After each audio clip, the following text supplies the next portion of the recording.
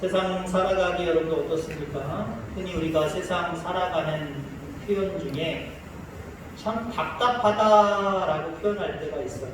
아마 우리 인생 속에 시원하다라고 이야기할 때보다는 답답하다라고 이야기할 때가 더 많을 것 같습니다. 어떤 사람이 그렇게 얘기하더라고요. 왜 사람이 답답하게 세상을 살아가느냐? 답을 요구하는데 답이 답 같지 않은 답밖에 없어서 답답하다. 답을 너무 요구하다 보면서 살아가다 보니까 답답, 내게 답 좀 주세요. 답. 그래서 인생은 답을 찾아 답답하게 살아간다라고 이야기하더라고요. 그렇습니다. 우리 인간은 삶을 살아가는 것 자체가 문제 속에 갇혀서 살아가는 것 같습니다. 그 문제를 하나 둘씩 풀 때마다 조금은 자유롭고 조금은 시원해지는 것 같은데 또 다른 문제가 문제에 둘러싸여서 계속해서 어떤 게 답인가? 답 좀 주세요. 답을 찾아 인생을 살아간다 해도 과언이 아니고요. 어쩌다가 답을 안다라고 하는 사람이 있으면 거기 좋다고 쫓아다니잖아요. 그렇죠? 흔히 그것만 얘기할 수는 없습니다만 예를 들자면 점치는 사람들, 내 인생이 하나가지 답답하니까 그 사람들을 찾아가면 뭔가 뾰족한 답이 있겠지, 방법이 있겠지 라고 생각해서 답을 알고 있다라고 하는 사람들은 찾아다니는 그런 모습들을 바라보게 됩니다. 물론 어떤 경우에는 우리가 답을 요구하면서 살아가지만 답을 미리 알고 있다라고 하는 것, 이것이 불행으로 다가오기도 합니다. 알지 말아야 될, 미리 알면 안 되는 답을 미리 알아서 정말 큰코 다치는 경우들을 우리가 종종 봅니다. 과거 몇 년 전에 숙명여고에서 발생한 사건을 아실 겁니다. 두 자녀가 선생님인 숙명여고에 다니고 있는 선생님, 숙명여고에 다니고 있는 두 딸. 자, 그런데 이들이 1년 전에는 중상위권에 있었는데 갑자기 1년 만에 이과, 문과에서 이 두 딸들이 전교 1등을 받습니다. 나중에 알고 보니까요, 공부를 갑자기 1년 동안 열심히 잘해서 그게 아니에요. 자기 아버지가 그 학교의 선생님이었는데 시험지를 미리 유출해서 답을 다 알아낸 겁니다. 답안지를 알아낸 거예요. 그래서 그 답안지를 가지고 아이들한테 문자 보내고 아이들한테 그거 미리 외워라. 그래서 문제 풀 생각도 안 하고 푸는 척 하면서 이미 아버지가 미리 빼돌린 답을 가지고 답을 적은 거예요. 그러니 만점을 받을 수밖에 없지. 실수하지 않는 이상 만점을 받을 수밖에 없고 1년 전에 중상위권에 있었던 이 두 딸들이 갑자기 1년 만에 전교 1등으로 치닫는 모습을 보게 됩니다. 어떻게 됐어요? 아버지도 법의 심판을 받았고요. 두 딸들 한참 꿈을 가지고 고등학교를 다니고 이미 지금 대학교에 들어갈 나이가 됐겠지만은 그런 아이들조차도 법에 위반되어서 아버지뿐만 아니라 그 딸들까지도 결국 징역형을 받는 모습을 보게 됩니다. 우리가 답 좀 주세요. 답을 좀 주세요. 라고 답답한 인생을 살아가고 있는데 어떤 경우는요, 알지 말아야 될 답이 있어요. 미리 알면 부정, 미리 알면 불법, 이런 답이 있어요. 물론 이걸 다 집어치우라도 우리는 우리의 인생 앞에 누가 나한테 좀 답 좀 가르쳐 주세요. 답이 도대체 뭐예요? 인생을 시원하게 행복하게 살아갈 수 있는 답이 어디 있나요? 라고 우리는 답을 찾아 살아가는 인생이다 라고 해도 과언이 아니에요. 자, 그런데 이렇게 살아가는 우리들에게 우리 주변에 있는 사람들이 아니 스스로가 오답을 주는 경우가 있어요. 좀 전에 경우겠죠? 그게 정답 같지만 사실 정답이 아니에요. 결국 인생을 그렇게 살면 안 된다라고 하는 오답을 누가 줬어요? 아버지가 딸들에게 남겨줬어요. 결국 아버지의 인생도 그렇지만 딸들의 인생도 참 불행하게 되었다라고 이야기할 수밖에 없다라고 하는 거죠. 뭐 정치 얘기는 심각한 얘기는 아닙니다만은 미국의 대통령이 정해졌는데 뭐 또 여러 가지 불복을 하고 법으로 가니 마느니 여러 가지 이야기가 많습니다. 어떤 사람은 그렇게 얘기합니다. 코로나 정책의 실패다라고 이야기합니다. 뭐 저는 누구 편도 아니에요. 어떻게 되는지 별로 관심도 없어요. 더군다나 우리나라도 아니에요. 자, 트럼프 보통 이 미국인들은요 지금 한 약 28년 동안 현직에 있는 대통령이 한 번 재임하는 게 당연시 되어 왔어요. 트럼프가 이번에 두 번째입니다. 그러니까 한 번 가지고는 아쉬우니까 못했어도요. 예를 들어 못했어도요. 한 번 갖고는 아쉬우니까 네 뜻대로 정치 못했으니까 4년 더해. 보통 2년, 2번 재임을 할 수 있도록 해줘요. 트럼프가 이번에 재임입니다. 4년 했고 4년 더 하면 되는 거예요. 가만히만 잘만 있었어도요. 되는 거예요. 근데 지금 세계적으로 덮은 코로나 때문에 코로나에 대해서 어떻게 했습니까? 반반했어요. 아무것도 아니라고 마스크도 안 쓰고 다녔어요. 자기도 큰 거 다쳤어요. 그냥 다음 선거야 어찌됐든 간에 올해 초부터 우리 국민들 좀 보호해야 되겠다. 걸리지 않도록 좀 해야 되겠다. 이런 정책을 써갔으면은 어땠을까요? 재임됐어요. 근데요, 자기 욕심 때문에 자기 스스로에게 뿐만 아니라 국민들에게 오답을 줬어요. 이렇게 하면 잘 산다. 이렇게 하면 행복하다. 마스크 쓰고 다니고 경제적으로 위축돼서 봉쇄하고 그러면 안 된다. 봉쇄 풀어. 필요 없어. 우리 봉쇄 안 할 거야. 마음대로 돌아다녀. 마스크 필요 없어. 잘못된 오답을 유출해버렸어요. 그래서 많은 국민들이 오히려 더 고통을 받습니다. 우리는 지금 100명 넘었다고 어떡하면 좋아. 100명 넘었대. 100명이 조금 안 되면 저만 그런지 모르겠습니다. 100명이 조금 안 되면 별로 안 됐네. 괜찮네. 근데 100명이 넘어가면 100명이 넘었네.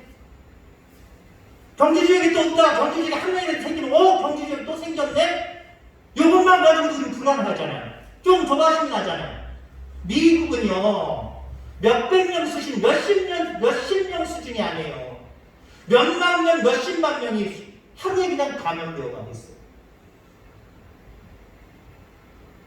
그래서 트럼프가 국민들에게 오답을 남겨주었고 스스로에게 오답을 적어놨기 때문에 결국 재임하지 못했다라고 보는 사람들이 좀 있더라고요. 여러분 지금 이 성경의 배경이 되고 있는 이 다니엘서 이 배경 속에 당시의 유대인들은요 율법으로 구원받는다라고 이야기했어요. 그렇게 믿었어요. 모세오경 그 율법을 잘 외우고 잘 지켜나가면 구원받는다라고 생각을 했어요. 근데 2000년 지금으로부터 2000년 전에 예수님이 오셔서 예수님이 그렇게 생각하는 유대인들과 반대되는 관념을 말씀을 하셨지요. 복음으로 구원받는다라고 이야기했어요. 자기들이 제시하는 답과 달랐어요. 자기들은 사실 틀린 답이에요. 물론 율법을 무시하라는 얘기 아니에요. 근데 우리 인간이요 율법을 완벽하게 다 외울 수도 없거니만 안다고 해도 그 말씀대로 온전하게 순종하는 게 힘들어요. 근데 우리가 율법으로 구원받아요? 너희들은 부족하고 연약하지만 율법대로 다 살 수 없지만 하나님의 복음의 은혜가 너희들에게 임하고 하나님의 복음의 눈으로 너희들을 바라보면 너희들은 구원받을 수 있다. 그럼 복음의 눈으로 바라볼 수 있게 하는 게 뭐예요? 예수님을 믿으면 영접하면 좀 부족해도 그 영혼은 구원받는다는 거예요. 예수님은 그렇게 말씀하셨어요. 자, 그러니까 유대인들이 예수님을 믿게 바라볼 수밖에 없어요. 자기가 가르쳐주는 구원에 대한 영생에 대한 정답이 분명하게 있는데 이 정답과 다른 답을 이야기하고 있어요. 그래서 예수님을 핍박하기 시작합니다. 핍박하는 과정 속에 그 중간에 빌라도 총독이 끼어 있습니다. 이 빌라도 총독이 신문을 해도 예수님을 신문을 해도 죄를 찾아낼 수가 없어요. 그냥 풀어주고 싶었어요. 그래서 그들이 중요하게 여기는 절기 가운데 죄수 중에 하나를 풀어줘야 되는 그런 어떤 풍습이 있는데 아주 못된 행동을 한 바라바라는 사람이 있고 예수님이 있어요. 빌라도는 생각할 때 예수님을 풀어줘라, 놓아줘라 라고 이야기하겠지. 그래서 너희들이 가지고 있는 큰 풍습에 따라서 한 사람을 놓아줬으면 좋겠는데 누구를 놓아줄까 질문을 합니다. 문제를 던져버려요. 근데 이 유대인들이 뭐라고 이야기합니까? 바라바를 놓아달라는 게 아니라 바라바를 놓아달라고 이런 이야기를 합니다. 이건 정답이 아니에요. 예수님을 풀어드렸어야 했습니다. 풀어주는 걸 넘어서 예수님을 영접하고 예수님을 믿는 질만이 그들이 영생을 얻고 구원받을 수 있는 비결이에요. 근데 이들은 어때요? 예수를 붙들어 놓고 오히려 바라바를 놔주는 행동을 합니다. 이거 오답이었어요, 오답. 여러분, 이처럼 인생에는요, 오답이 있을 수가 있어요. 어떤 사람이 여러분들 길을 가는데 길을 물어봐요. 확실하지 않으면 어설프면은 잘 모르겠네. 다른 사람한테 물어보세요. 그게 좋습니다. 근데 어떤 경우에요? 조금 아는 거 어디더라? 저쪽 같은데 내가 알고 있는 저쪽 같은데 모르겠는데 저쪽으로 한번 가보세요. 근데 여러분들 그 길이 아니라고 생각해보세요. 반대로 뒤집어 놓고 여러분들 어디를 찾아가는데 저쪽으로 가야 정답입니다. 저쪽으로 가야 내가 목적하는 바가 있어요. 근데 어떤 사람한테 물어봤더니 절로 가야 되는데 절로 갔어요. 어떨까요? 시간 낭비하는 겁니다. 약속 시간 늦을 수도 있는 거고요. 중요한 일 못할 수도 있는 거예요. 그럼 여러분들 어떻게 하시겠습니까? 그 사람, 아까 물어봤을 때 대답해준 사람, 그 사람 도대체 뭐야 이거? 제대로 안 가르쳐줬잖아. 잘못 가르쳐줬잖아. 반대로 가르쳐줬잖아. 아마 그 사람을 모르면 괜히 혼자 욕을 하겠지만 안다면 전화 걸든지 찾아가서 네가 잘못 가르쳐서 내가 헛고생만 했잖아. 아마 푸념을 늘어놓을 거예요. 이처럼 세상에는요, 오답을 가진 사람들이 많아요. 나한테 답점 가르쳐줘 라고 했는데 많은 경우는요, 사람들이 오답을 가르쳐준 경우가 많다는 거예요. 또 어떤 사람들은요, 정말 답을 가르쳐주는 사람 있어요. 고마운 사람들이죠. 무엇을 물을 때 정답을 정확하게 가르쳐준다고 한다면 얼마나 좋겠습니까? 자, 이스라엘 북왕국입니다. 북왕국 이스라엘과 남왕국 유다 두 개가 이제 쪼개진 상황 가운데 북왕국에는 여호사밧이라고 하는 왕이 있었고, 죄송해요, 거꾸로네. 북왕국에는 아합이라고 하는 왕이 있었고, 이세벨의 그 부인이죠, 이방 여인. 그 다음에 밑에 유다 나라에는 여호사밧이라는 왕이 있는데, 사실은 두 관계는 자녀들을 서로 결혼시킨 정약적인 관계에 있는 사람들이에요. 자, 근데 북왕국 아합 왕이 여호사밧 남왕국 왕에게 제의를 했습니다. 내가 곧 아람 나라와 싸울 건데 너 어떻게 할래? 나와 함께 할래? 라고 제시를 해요.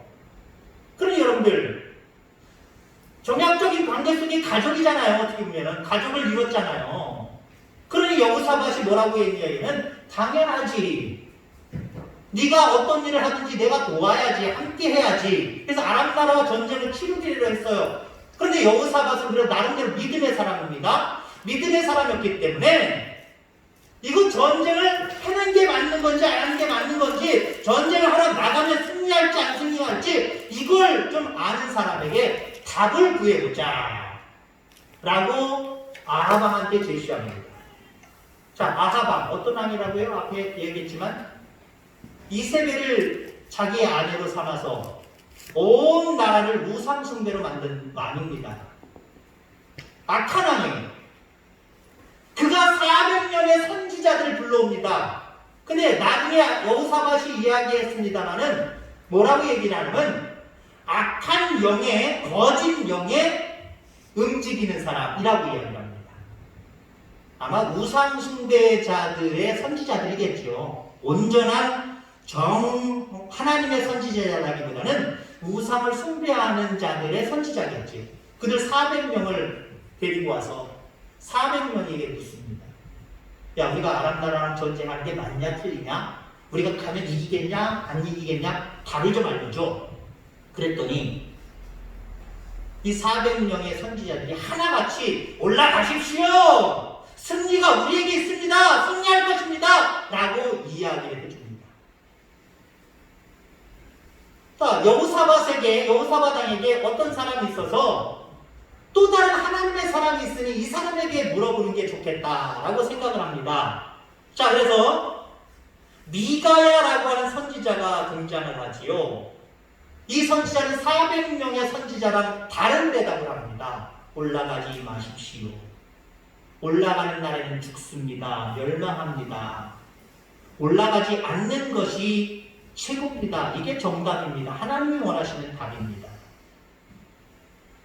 아하방이 어떻게 했을까요?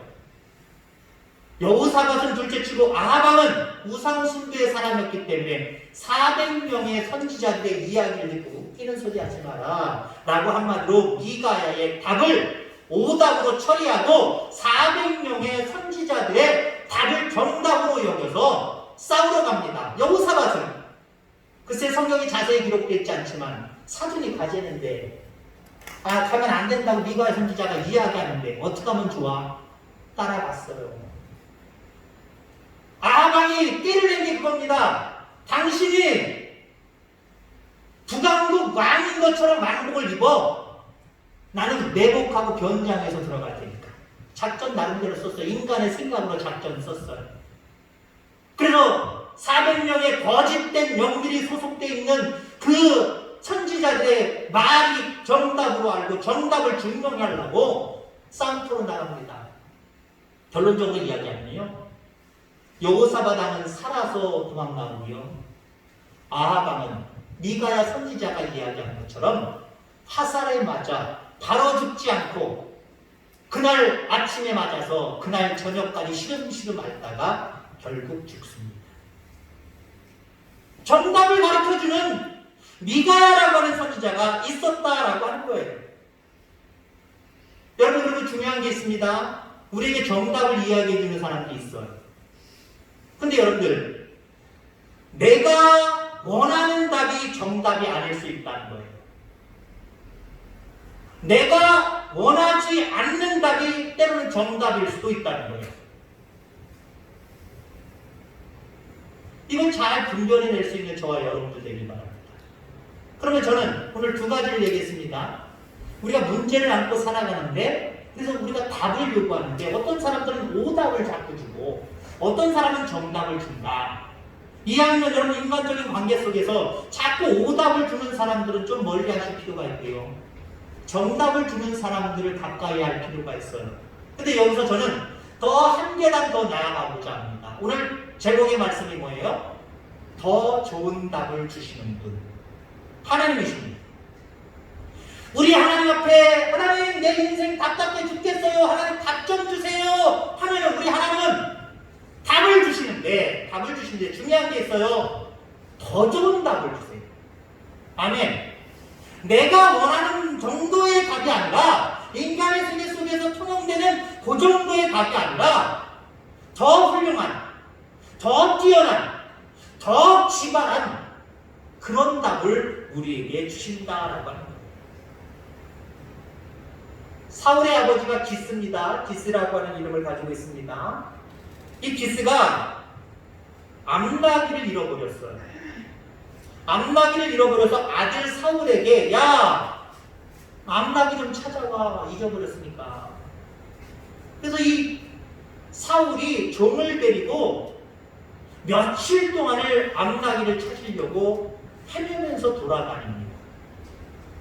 자, 돌아다니는데 종이 뭐라고 이야기를 하냐면은 여기 이 근처에 하나님의 사람이 있다는 거예요.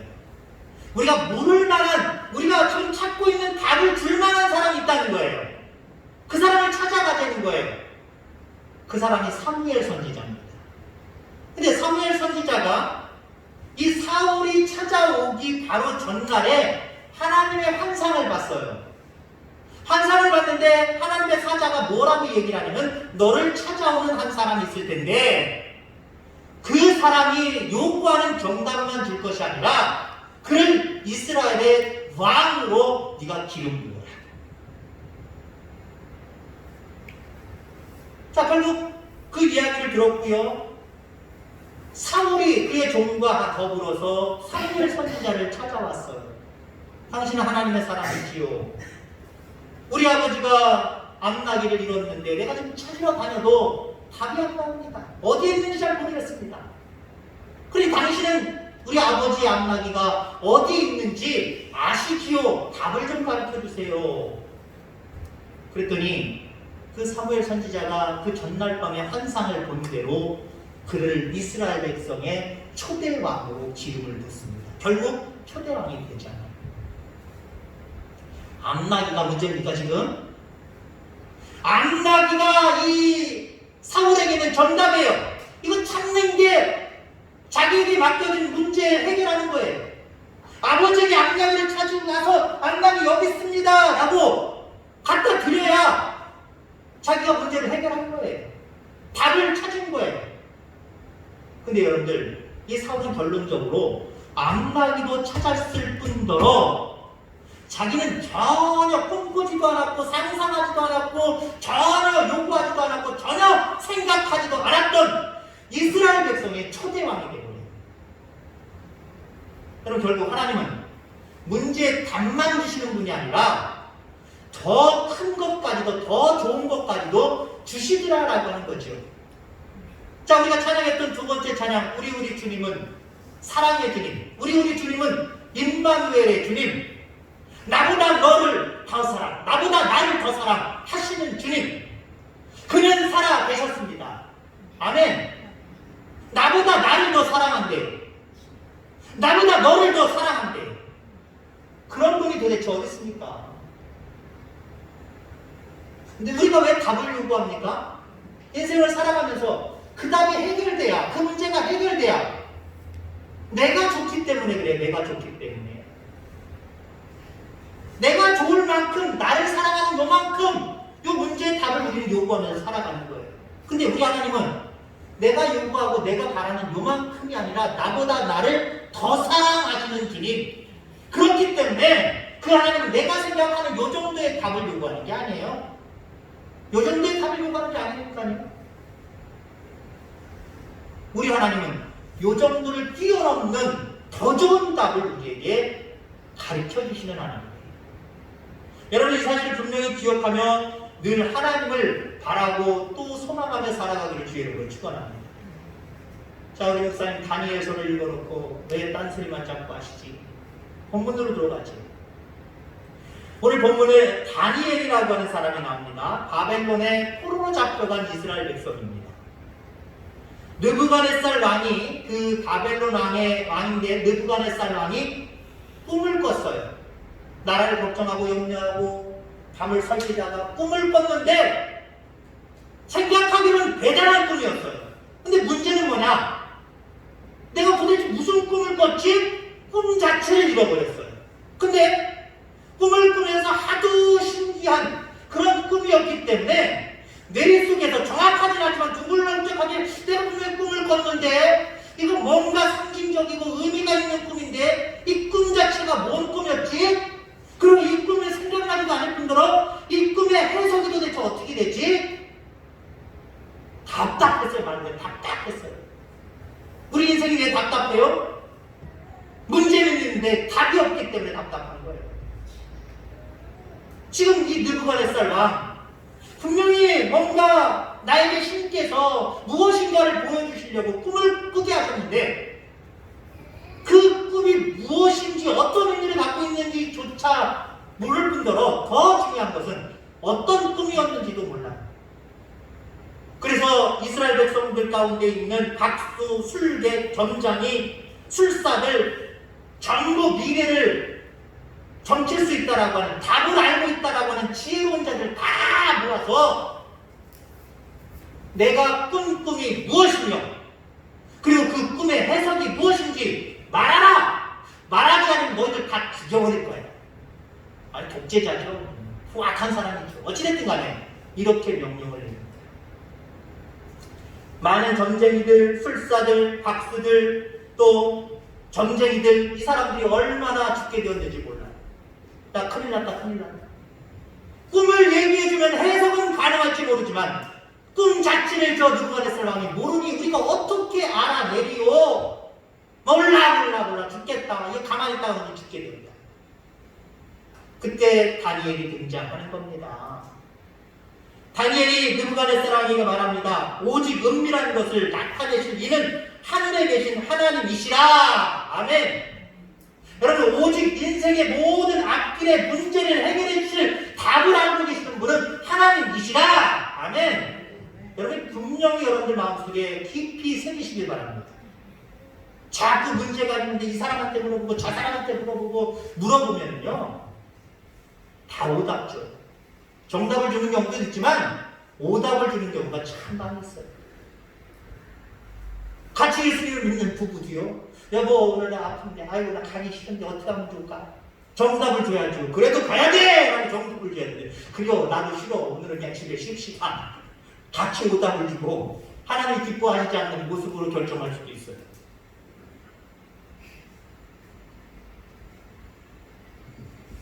그렇습니다. 오직 은밀한 것을, 답을, 인생의 답을 우리에게 나타내실 분은 여호와 한 분이십니다. 뿐만 아니라 그것이 그냥 답을 넘어서서 더더운 답을 우리에게 주시는 분이 하나님이십니다. 자, 그리고 뭐라고 얘기를 하냐면, 그가 왕에게 후일에 될 일을 알게 하셨나이다. 그 꿈은 후일에 일어날 일들을 왕에게 보여주신 거다라고 이야기를 합니다. 자, 다니엘은 왕이 어떤 꿈을 꿨는지, 해석이 무엇인지 그 다음에 하나님 앞에 기도하기 시작합니다. 하나님 앞에 묻기 시작합니다. 이게 우리의 태도이어야 돼요. 우리의 인생 앞에 많은 문제를 놓고 살아가는데 문제 하나 해결되면 또 문제에 둘러싸여 있는데, 여러분 하나님 앞에 기도하시기 바랍니다. 이 문제의 정답이 도대체 무엇입니까? 라고 하나님 앞에 기도하셔야 돼요. 다니엘은 기도했습니다. 그랬더니 하나님이 알려주셨어요. 어떤 꿈을 느부갓네살 왕이 꾸었고 그 꿈은 어떤 의미가 있는지. 물론 어떤 의미가 있는지는 오늘 본문 마지막에 보전에 딱 끊어버렸습니다. 오늘 그 얘기는 안 하려고 하는 거예요. 답을 알려달라고 했더니 하나님이 답을 알려주시는데 그 해석까지 더 좋은 답을 이 다니엘에게 허락하셨다라고 하는 거죠. 자, 그 꿈의 해석은 뒷부분에 나오기 때문에, 물론 앞부분에도 꿈에 대한 이야기는 있습니다만 이 이야기는 정확하게 이야기하지 않는 것 같아요. 왕은 이 이야기를 듣고 놀라지 않을 수가 없었어요. 나머지 모든 신하들, 그 다음에 앞서서 그 술객들, 점쟁이들, 술사들, 이 사람들조차도 깜짝 놀랄 수밖에 없었어요.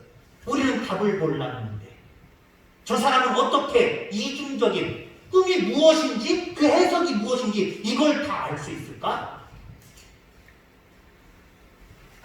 다니엘은 이야기합니다. 이건 내가 알게 한 것이 아니라 하나님께서 나타내 보이십니다. 여러분, 그렇습니다. 하나님께서 여러분들에게 여러분의 인생의 모든 앞길의 모든 일들을 나타내 보이실 겁니다. 그리고 여러분의 문제가 다 그냥 문제로 끝나고 여러분들의 고통으로 끝나는 것이 아니라 그 문제 속에는 하나님이 내게 보여주실 은밀한 것들이 포함되어 있어요. 거기에 숨겨져 있다는 하는 사실입니다. 하나님이 그렇게 우리 인생 앞에 그런 것들을 숨기셔서 우리의 문제 가운데 표출하게 하셨는데 그 답을 왜 자꾸 세상에서 찾으려는 거예요? 그 답을 왜 다른 사람에게서 찾으려는 거예요? 그 답을 왜 또 때로 믿는 사람들인데 왜 정치는 사람들에게 알아보려고 해요? 하나님 앞에 맡기시기 바랍니다. 하나님 앞에 물으시기 바랍니다. 하나님 어떻게 할까요? 이런 경우 어떠한 경우입니까? 어떻게 해야 되겠습니까? 자꾸 여러분의 인생의 문제를 가지고 하나님 앞에 물어보시기 바랍니다.